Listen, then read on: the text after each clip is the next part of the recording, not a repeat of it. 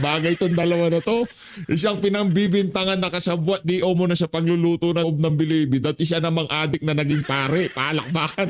Anak ng tawa. Bagay. Para dito kay Jonel, mag-move on ka na. Okay, mag-move on ka na. Meron ng Father Flavi, itong si Leila de Lima. Bagay, di ba bagay? Bagay silang magkaibigan. Ito kasi si dating Senador Leila de Lima, di ba, doon sa investigasyon sa Senado, doon sa nangyayaring lutuan ng droga sa Bilibid. Di umano, meron siyang alam doon. Di umano, di natin sinasabi. Yun base sa investigasyon, yung tipong pinagkikibit balikat na lang daw niya di umano. Noong DOJ secretary pa siya. Ano lang naman yun, mga ika nga, baka chismis lang yun, di ba? Ito naman si Father Flavi, hindi chismis yun. Siya mismo inamin niya na naging addict siya dati bago siya naging pare, di ba? O kaya yung pagkakaibigan nila, talaga namang epektibo at mabisa. Pag-uusapan ho natin ang pagsasampa at pagpunta sa NBI nitong si Leila de Lima, nitong si Father Father Flavi, ng kasong cyber libel para dito kay Attorney Levy Baligo doon sa 18 ex-marine. Naku, yari. Ito na sinasabi ho natin mga kababayan. Pero in fairness yung todo assist itong si Father Flavi dito kay Senador Leila de Lima. Napaka-maginoo. Maginoo. Kasi ang problema, kasama ho sila sa listahan ng mga marine na di umano, naabutan. Di umano. Yan problema, kaya nagsampa sila ng cyber libel.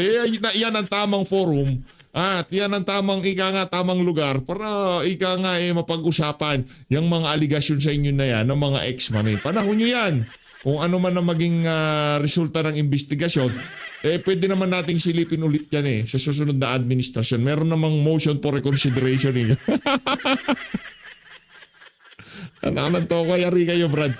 Ngayon pa lang kasi siniset na nila yung naratibo na yung na yan, politika yan. Sinisiraan lang kami ng mga ex-marines na yan. Dito rin ho pala sa video to, pag-uusapan ho natin itong live kagabi nitong si Atty. Trixie Cruz Angeles. Na kung saan, matapos ang SMNA interview, ang mga batikos kay BP Inday. Naku, ididiscuss ng ating napakahusay na abogado, Atty. Trixie Cruz Angeles, sa yung mga batikos na yan dito kay BP Sara. Pero bago wala na yan, sa like at sa subscribe, masaya na ho tayo dyan at sa mga gusto sumali sa ating community. Yung join, excited tong si Atty. Trixie. Kalma. Okay? Join button nandyan lang ho sa baba, Umpisano natin ang ating talakayan dito kay Leila de Lima. Ano nga ba ang naging pakay niya talaga dyan sa pagpunta niya na yan dyan sa NBI? King. Hi ma'am, good morning again, Zian from ABS-CBN. Yes. Zian, of course. Hi ma'am, can we just ask one question? You are my friend, Zian. Lang po. Why are you here in the NBI, at the NBI? Ba't ba? Yan ang problema kahipokritohan. Alam nyo naman kung bakit siya nandyan. Tinatawag nga kayo ng opisina niya binigyan kayo ng abiso itong si Saba, kasabay niya itong si Father Flavi. Pupunta sila ng Hindi ko alam, magkasama ba kayo sa isang isang sasakyan? Ano sinusubo sa'yo ni Father Flavi? Ostya? Katawan ni Flavi, Saba. Ayan kasama sila lumabas. Diba? Katawan ni Flavi. Sagot ni Leila, Saba.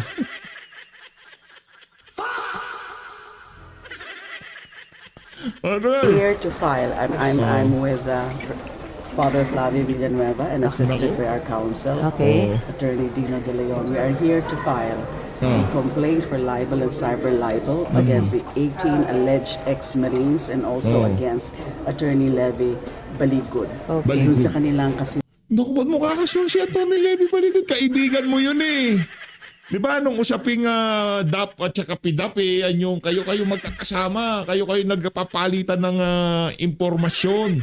Ngayon kakasuhan mo pero pinaniniwalaan mo ngayong binanggit ang pangalan mo nitong mga Marines kinakasuhan mo na ngayon. Naku, yari tayo. sinungalingan doon sa pinagsamang sinumpaang salaysay doon sa 18 na in-execute supposedly ng 18 alleged ex-Marines, and then yung mga inulit yung mga kasinungalingan ni Attorney Levy Baligo dun sa various interviews. It's very clear to me that these are being done, yung pagsusulat ng kasinungalingan about me receiving whatever, receiving money, whether in a suitcase or in a paper bag or whatever container, is to besmirch my reputation. Oh, yan. Yan ang iniintay kong mga salita, yung besmirch my reputation. Ito ang reputation mo. Oh, yung sinasabi ko sa iyo, Leila eh. Pag ako sumalansan dito, kompletos Ricardo, sika nga. Ano yung besmirch na sinasabi ni Leila de Lima? Ito kung meron ka reputasyon, di mo gagawin to. Ito, pasok ka dito. The question that arises in the minds of everybody is, why did she fall for a driver bodyguard? Oh, yan, besmirch my reputation. Bakit ka pumatol sa driver bodyguard? Naging marupok, ganon? Kaya para dito kay Father Flavi, nako, inay ka. May pagkamarupok yan. I mean, you're so intelligent and you're so competent. What, made you fall for him? Frailties of a woman. Realties of Alande. Yung sinasabi malandi, yung pagka-deliver ba, realties of a woman.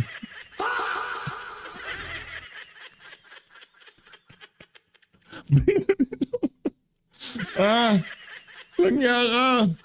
Oo. Ano yan, kumbaga, sabihin mo lang, nakakaloko yung sabay niya. Iba-iba siya sumubo ng sabay. Yung saba niya merong mahika, merong salamangka yung saba ni Jonel, di ba? Frailties of a woman. Yes, you mean to say propinquity. Call it. Kating-kating. Hindi ko alam. Hindi ko narinig na maayos. Ano ba sabi? Hindi ko, ulitin natin kating-kate o hindi ko alam. Ulitin natin, game. You mean to say propinquity. Correct. Kating-kati talaga yung narinig ko. At kating-kati, ano yun? Call it whatever it is. Call it whatever it is. Ulitin natin, hindi ko marinig maayos. What, What? made you fall for him? Oh. Frailties of a woman. Frailties of a woman. Yes, you mean to say propinquity. You mean to say, hindi kating-kati. Talaga si PH, mahina tenga ni PH. Pasensya na. Ang sabi niya, propinquity, hindi kating-kati. Anak na to ko. Mayari tayo dyan, PH. Masa cyber libel ka dyan. Propinquity, hindi kating-kati. Iba yung kating-kati. Doon siya no. Mga salita kasing ginagamit, pinapahirapan pa tayo eh. Propinquity, hindi kating-kati. Iba yung kating-kati. Tuloy natin. Narinig niyo rin yun ha. Asan yung reputation mo? Ano yung sisirain sa'yo? Ano yung besmirch? Sabihin mo, propinquity.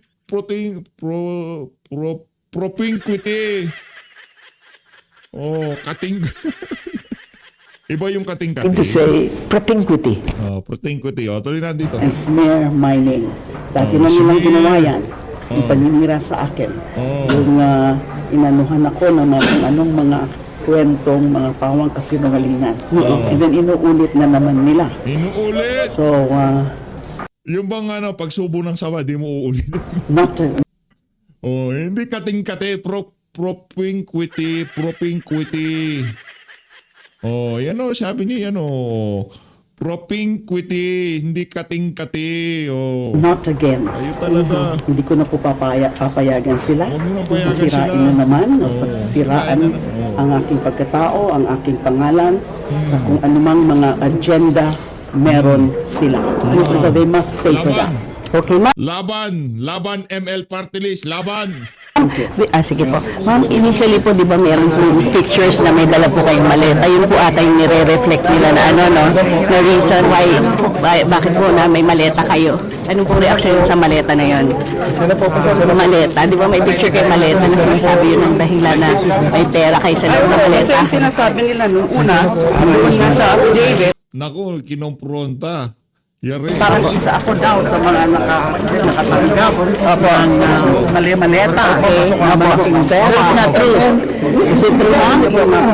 Okay. It's not true. Ito parto tayo. Ito yung pagkalabas na niya, itong si Propinquity dyan sa NBI. Ito na, Propinquity game. Po, nandito po kami sa DOJ dahil kakafile lang po namin. Katabi ko niya yung ano niya, kasabay niya sa katawan ni Flavi. Sama, di ba? Hindi. O sino ba nagsusubo sa'yo ng ostya? Kung dati Saba sinusubo sa'yo, sa tingin ko ngayon, ostya na. Kasi nagsisimba na siya kay Father Flavi. Nagdadasal siya dito kay Father Flavi, di ba? Pari yan alam ka naman, siya ka magdadasal kung hindi kay Father Flavi, di ba? Kasabay pa niya nagpunta dyan. Ng complaint affidavit for perjury. Yung isang complaint affidavit was filed by me and the other one was filed by Father Flavio Villanueva. We were assisted by our counsel, Attorney Dino De Leon.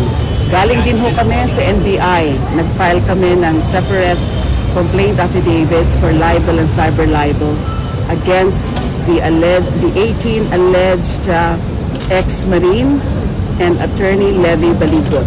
Dito naman po sa final namin sa DOJ, which is the perjury complaint, this is filed against the 18 alleged ex-Marines only.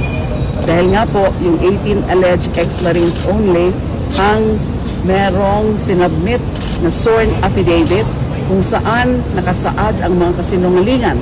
Yung tungkol po sa akin, yung di umano'y ay tumanggap ako ng pera na nakalagay doon. Isa daw po ako doon sa mga ilang mga congressmen na inahatiran o binibigyan ng mali-maletang pera worth 30 to 70 million.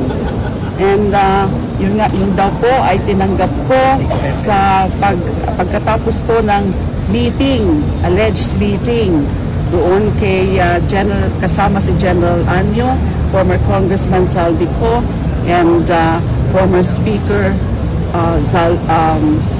Martin Romualdez. Kasi nungalingan ho yan na meron akong tinatanggap. Anumang amount niyan, whether it's 30 to 70 million, and then kinorek po yan, yung parang may clarify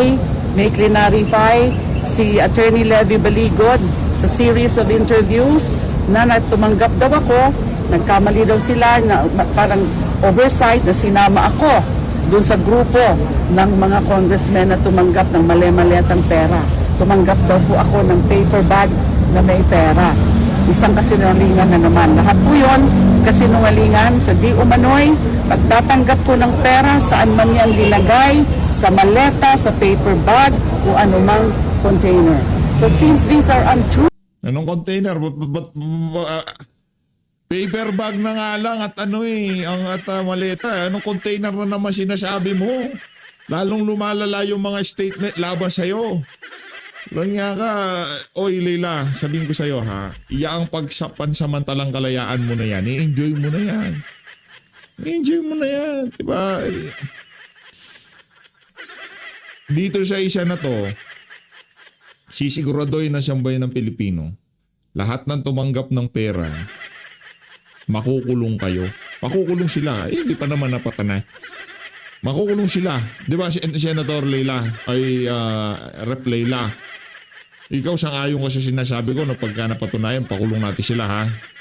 truthful statements made in their affidavit, sworn affidavit, yung pinagsamang sinumpaang salaysay, signed and executed by these 18 alleged ex-Marines, ay nagpasya po ako na mag-file ng complaint affidavit for perjury kasi nga kasinungalingan para ilito ang mga tao.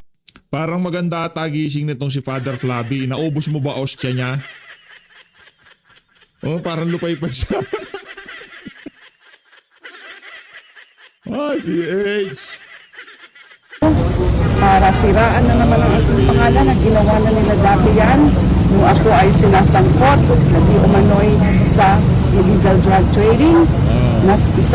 Napakalaking kasinungalingan. Ito na naman, inulit na naman nila na sinisiraan na naman nila ako. They are besmirching my name, smearing my reputation. Kaya, and Anong reputasyon nga ang sisirain sa'yo, madam? Ito ka, anong reputasyon? The question that arises in the minds of everybody is, why did she fall for and drive her bodyguard? Oh, anong reputasyon sisirain natin dyan? Anak na to ko. Yung pagbibigay ng maleta, ano pa mas bibigat doon sa driver bodyguard na merong pamilya na fall ka dahil sa propinquity. Oh, kating-kati. Diba ano yun? Bismarch pinagsasabi mo. Yung yan. dahil nga dito sa mga kasinungalingan na ito. So, sana tigilan na nila ako. No more, please. No more. No more. Nag-uumpisa pa tayo. Ayaw mo na. Father Flavi, pakain lahat sa kanya ng os. Ibalik sa sigit ni Kaan Cortez ang usapan. Ayan. Para hindi mapag-usapan niyang na yan. Balik sa sigit ni Kaan Cortez. Lang ng toko. Eto na. Yun na nga ho ba? Yun na ho ang dulo ng ating pagbalagbag dito sa ginawang pagsasampa na to. Nito si propinquity ng kasong cyber libel para dito sa mga ex-marine at dito kay Attorney Levy Baligod. Lang yung lila dilima to. Kala mo talaga may bitaw. Kala mo talaga meron pang naniniwala sa kanya. Kasi daw yung yung reputasyon niya. Meron pa ba siya noon? Paano ka magkakareputasyon kung ito ginawa mo? The question that arises in the minds of everybody is, why did she fall for and drive her bodyguard? Bakit ka nagpaano sa driver? Hindi yun hindi nga yung driver bodyguard Yung pagiging pamilyadong lalaki nitong si Jonel. Doon tayo nagka-problema. Kung halimbawa yung si driver bodyguard, naman yan, talagang malakas lang ang sikmura at single naman, walang problema. Bakbakan sila araw-gabi, walang problema yan. Pamilyado yun. Ano ka, homewrecker ka, ganon. Housewrecker ka, ganon. Hindi pwedeng ganon. Hindi ko sinasabi si Leila yan. Inamin naman yan na propinquity. Ito tayo, Atty. Trix. Lahat, ako po si Cruz Angeles, ito ang Luminous. Ngayong araw na ito, discuss natin ang mga lumilitaw na batikos laban kay VP Inday Sara matapos ang kanyang appearance sa SMNI, kung saan pinahayag niya ang timeline ng kanyang impeachment at kung ano ang mga aksyon ng mga kalaban o ng mga ilang mga mambabatas laban sa kanya tungo sa kanyang pagpapatanggal. Alam niya ang kanyang pahayag includes yung reasons kung bakit gusto siyang ipatanggal ng mga mambabatas na ito. Bago tayo mag-umpisa, huwag pong kakalimutan, like, share, follow, and subscribe.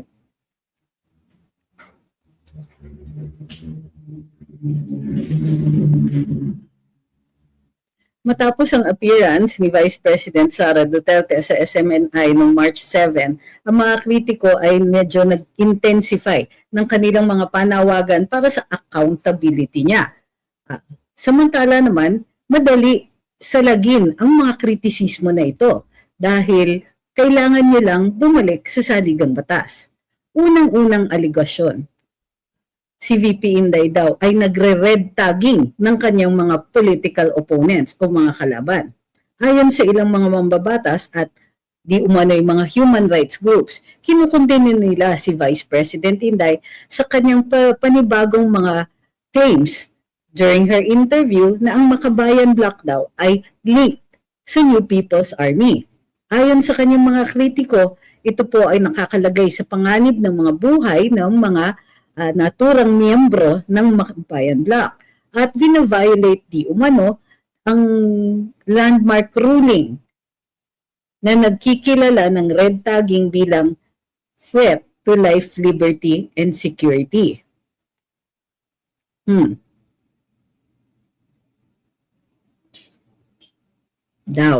Teka, balikan natin yon ha?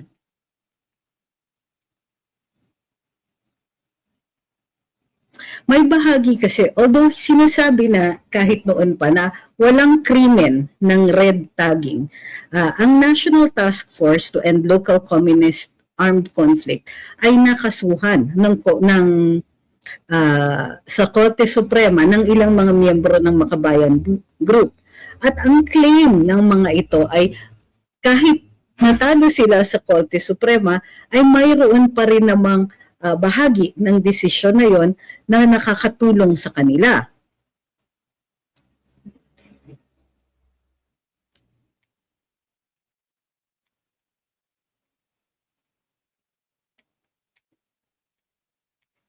Ayon sa Korte Suprema, they caution the judges against making summary judgments without ventilating the concerns of both petitioner and respondent as required by the judicial rules on the writ of amparo.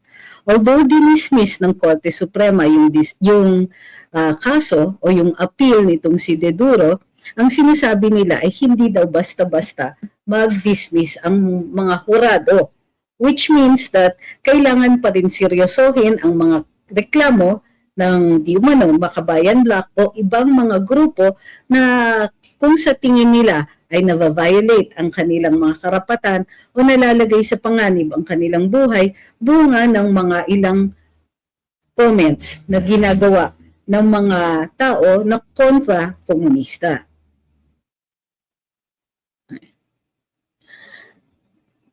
Ay, napapaano ako.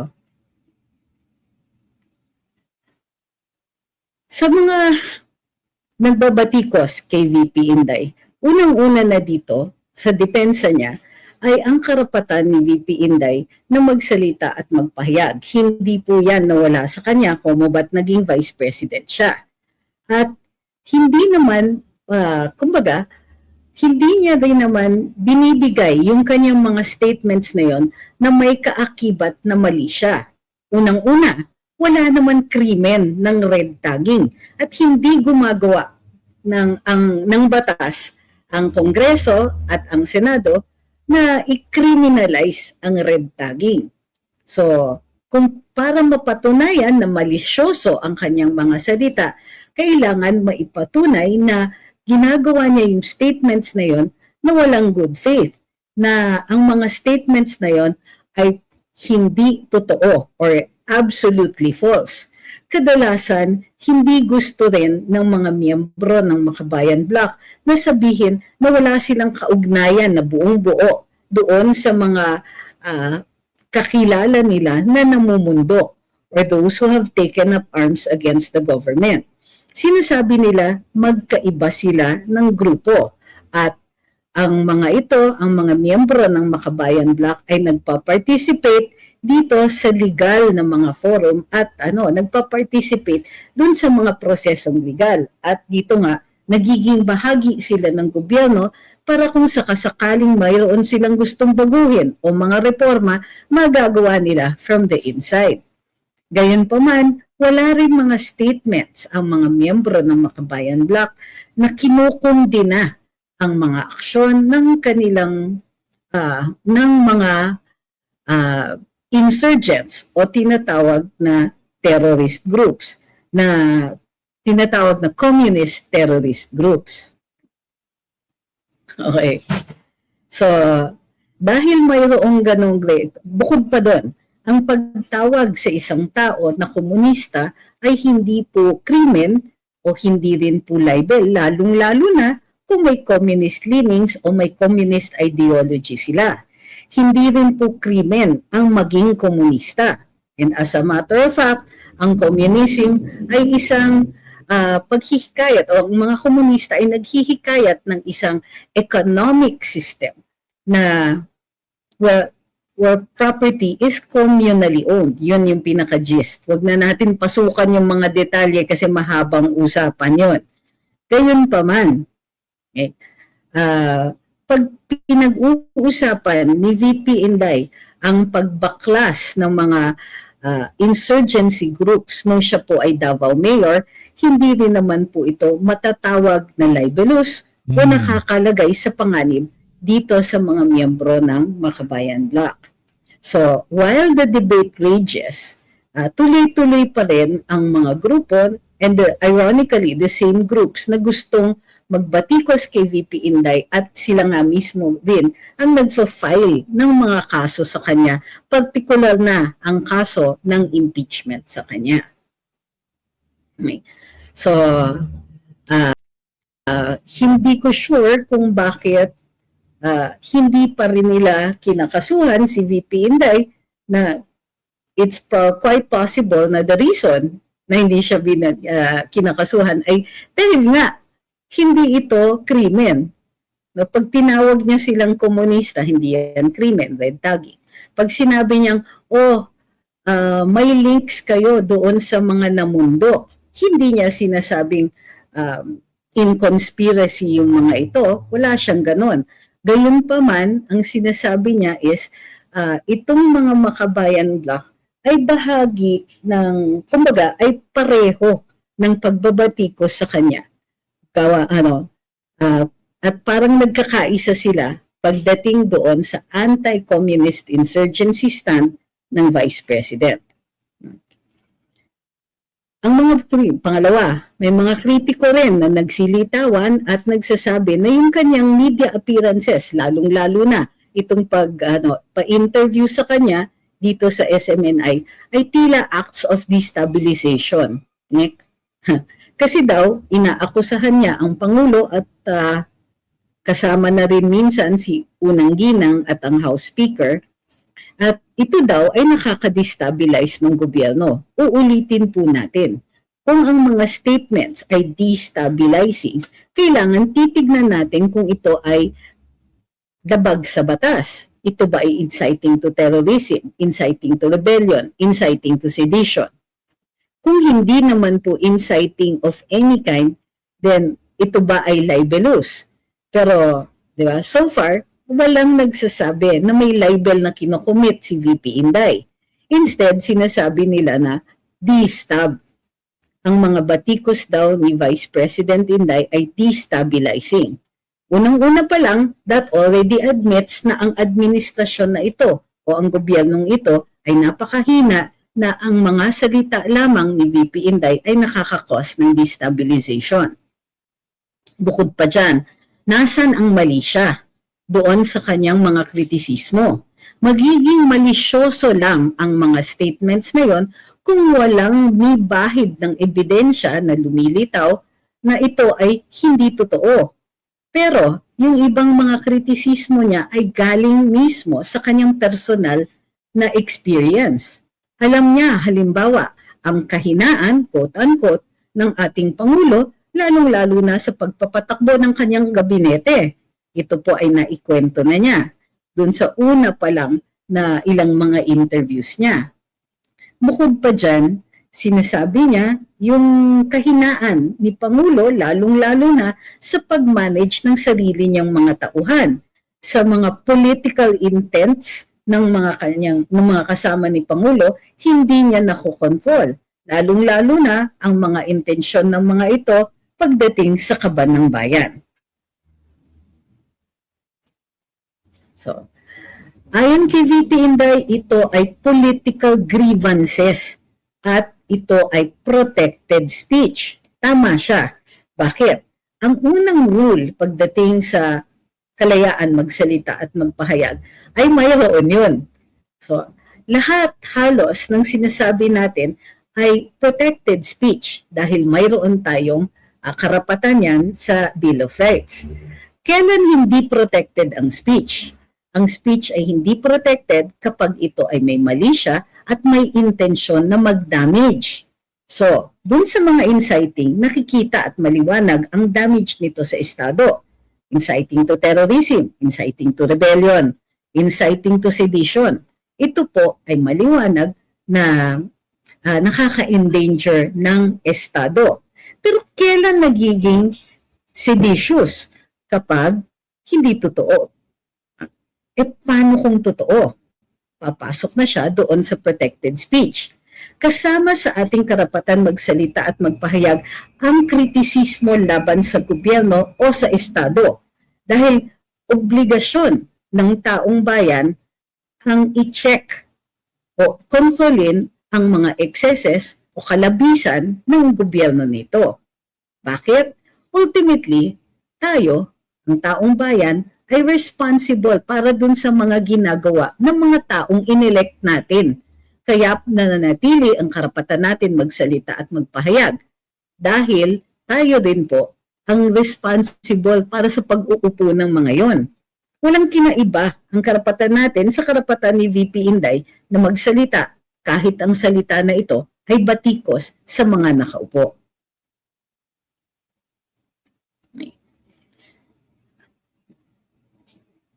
Parating sinasabi kay VP Inday yung tungkol sa 615 million in confidential funds. Pinaka-hina-highlight natural ay yung 125 million na diniscuss na natin na di umano'y ginastos in 11 days. Maliwanag na sa diskusyong pampubliko, yung 11 days na yon ay wala talagang maisusulong. Kumbaga, hindi siya talaga papasok bilang impeachable offense dahil sa rules mismo ng gobyerno pagdating sa paggagastos ng pera. So, ano na lang ang mga natitira sa confidential funds? Absent a ruling or final ruling from the Commission on Audit, hindi masasabi ng Kongreso na umaabot sa punto na criminal acts o acts of graft and corruption ang paggastos ni VP Inday sa kanyang confidential funds. In addition to that, mayroon pa siyang ibang mga defenses at ebidensya dyan na makikita na lang natin pagdating na ng kanyang impeachment trial. Kasama na dyan yung kay Mary Grace Piatos o yung di umano'y pangalan na Mary Grace Piatos. Tatandaan po natin, unang-una, hindi yan Mary Grace Piatos. Ang pangalan na lumitaw during the congressional inquiry ay Mary Grace Piatti. Piatti, correct. Ikinorek ng ilang beses nung mga nag-audit, mga representante ng Commission on Audit na nag-clear ng mga paggamit ng paggastos ng confidential funds na pumunta sa mga katulad nung may pangalan na Mary Grace Piatti. Mismong representante ng Commission on Audit ang nagsabi na tama naman ang paggastos nito, lalong-lalo na kibat dun sa Joint Memorandum Circular na nagpapahayag o nakalagay, nakasaad doon ang mga rules tungkol sa paggagastos.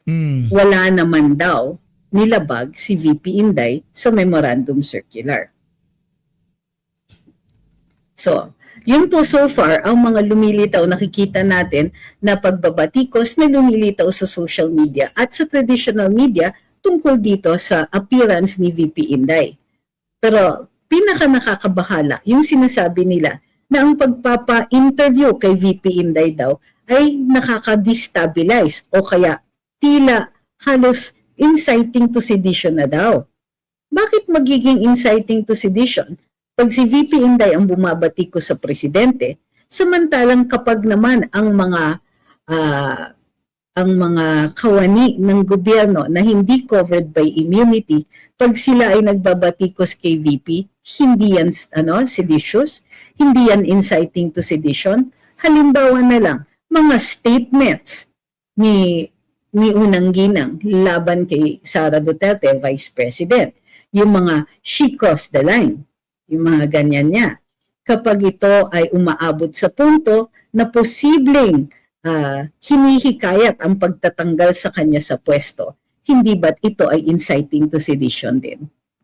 So, ang nakikita nating maliwanag sa mga nangyayari ngayon tuwing nagpapahayag ng saloobin si VP Inday ay parati na lang siya yung mali, pero for the same acts that she would commit, yung mga kaakibat na acts na yon na ginagawa naman ng ibang mga opisyales ay ini-ignore.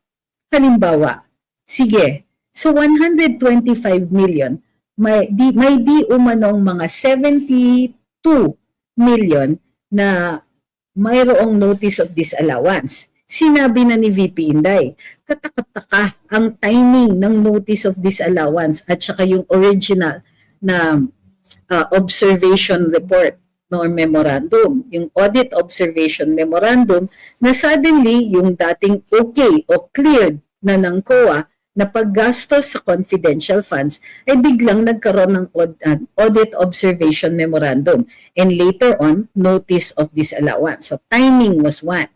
Matapos mag-fishing expedition ang mga miyembro ng ang ilang mga miyembro ng House of the Representatives. Bukod pa dyan, maliwanag na wala na silang mabatikos kay VP Inday kung kaya't nire-rehash na lang ang kanilang failed attempt at impeachment. At tignan ninyo, kung inulit na lang yung kanilang mga paratang from the 19th Congress. So anong nangyayari dito? Nagsasalita lang si VP Inday, aba ang dami ng batikos. Ang dapat nilang pinapansin ay ang tumataginting na katahimikan tungkol dito sa mga corruption issues, lalong-lalo na pagdating sa flood control. Yan, sa flood control na gastos. Umaabot ng trilyon, pero wala namang galit the way they are angry at the Vice President. Tutuloy lang tayo habang ang kailangan ng ating Vice President ay mag-survive. All she has to do is survive to 2027 dahil mag-uumpisa na po ang kampanya or ang pagkakampanyang formal sa susunod para sa susunod na eleksyon. Tignan po natin ang inyong mga katanungan.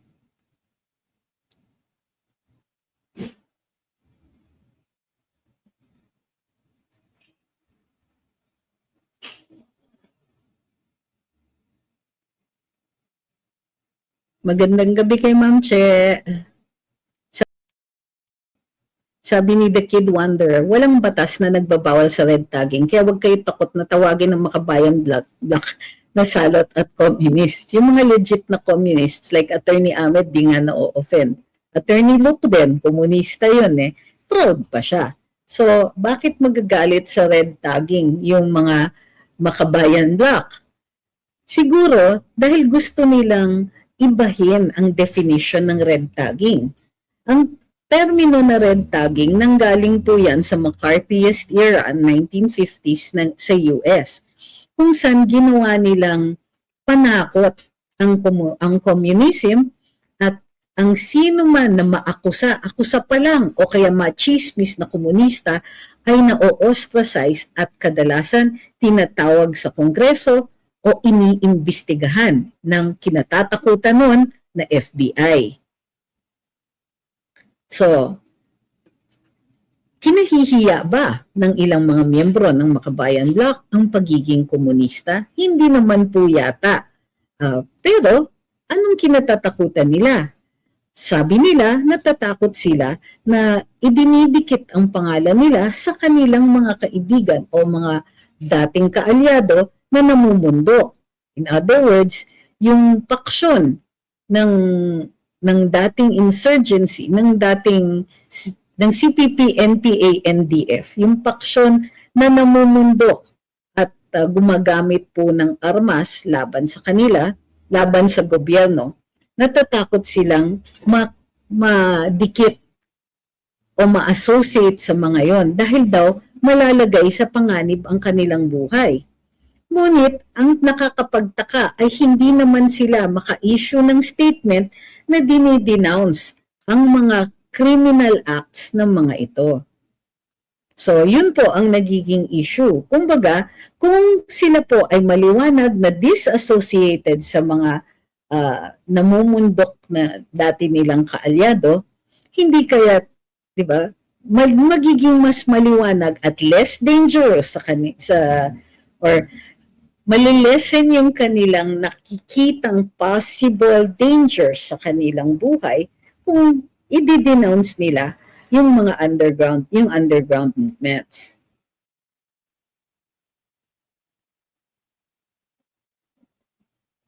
Thank you kay Ma'am Rosalie at kay Pobreng Pinoys. Nasaan si Pobreng Pinoy? Hindi ko mahanap yung comment niya.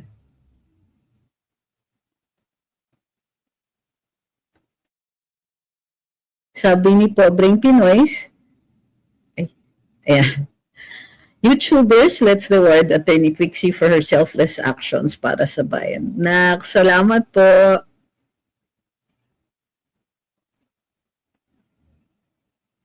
Sabi ni The Kid Wonder, kasalanan din ng mainstream media. Hey,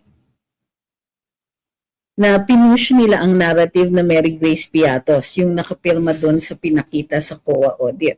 Kaya nga po kung sakasakaling umabot sa trial ang impeachment na ito, mahihirapan silang i-defend yun. Kasi nga, unang-una, walang Mary Grace Piatos. Ang pangalan na lumitaw ay Mary Grace Piatti. Ginamit lang po ng isang kongresista, pinapagtawanan niya, ginamit niya yung terminong Piatos para magmukhang Patay ridicule. na ata ngayon yung congressman na yun si Akop. Si Akop po nagpasimuno dyan sa Piatos na yan. Lininaw na ng COA, Piatti. Piatti ang nakalagay doon sa na nakapirma. Mary Grace Piatti, hindi Piatos. Kumbaga, para maging sensational sa sa may mainstream media, ginawa nilang Piatos. Yung ginamit na pangalan at na inimbento-imbento lang. So Mary Grace, isang restaurant, tapos Piatos, isang chichirya. Gayun pa man, pagdating na sa seryosong trial, hindi na po nila magagamit yung ganyan. So yung pag-imbento ng Mary Grace Piatos ay maliwanag na isang media or communications operation para ipagmukhang ridiculous o kaya hindi, kumbaga, katawa-tawa ang mga operasyon di umano na ginamit, na pinaggamitan ng confidential funds.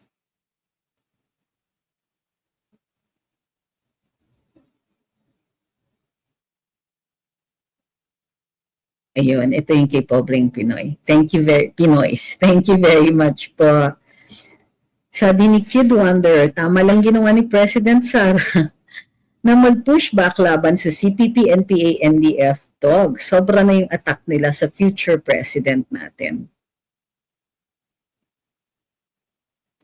Sabi ni Sin, tama, o nabuwag ang last bastion ng NPA sa Pakibato.